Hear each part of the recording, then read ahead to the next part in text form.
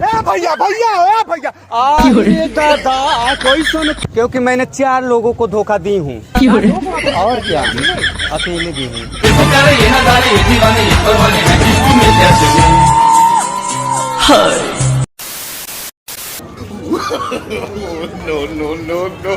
भैया भैया मैं तो डर दादा कोई सुन कलुआ के चरित्रबा। आई हो दादा, आई हो दादा।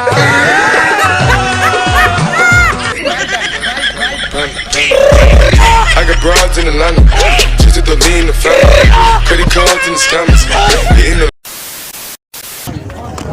अरे आजा मेरी बुलबुल तेरा इंतजार है। चल हट हट ते बासुर लगबे।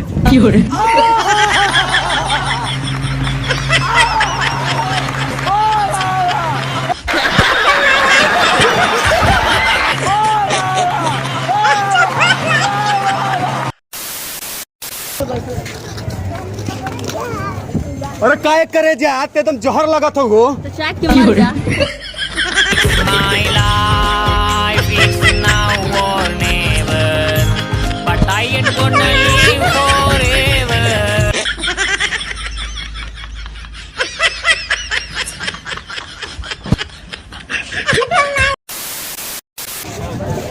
अरे तुझको ही दुल्हन बनाऊंगा वरना कुंवारे मर जाऊंगा। चल ते चुपचाप रहते बासुर लगबे। My life is now or never, but I ain't gonna live forever. तो आइए गाइस, आपको एक मैम से मिलवाते हैं। बताइए, लड़के धोखा देते हैं लड़कियाँ?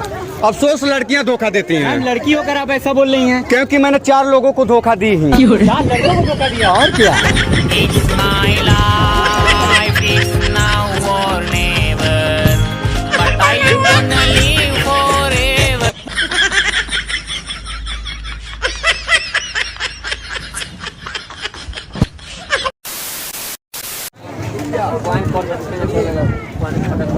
अरे दूल्हे का सेहरा सुहाना लगता है, कलुआ का तो दिल दीवाना लगता है।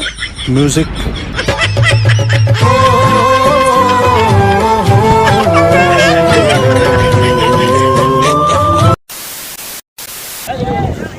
अरे आगे बाराती पीछे बैंड बाजा, अगोरी खोल दरवाजा। बल धोबिया का लड़का कल काय स्टाइल बहा है दहिया, काय स्माइल बहा। बल धोबिया का लड़का कलुआ।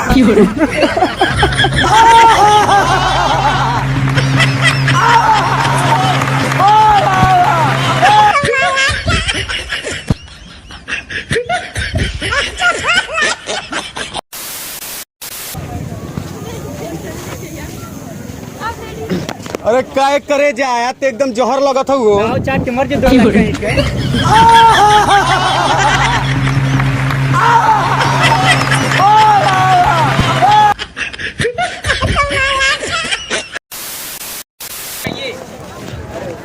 तो हेलो गाइस, मैं आपको एक मैम से मिलवाने जा रहा हूँ। मैम ये बताइए, लड़के धोखा देते हैं या लड़कियाँ? लड़कियां।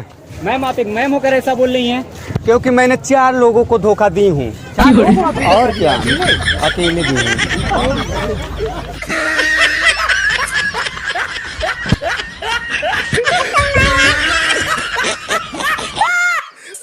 आई हो दादा, आई हो दादा।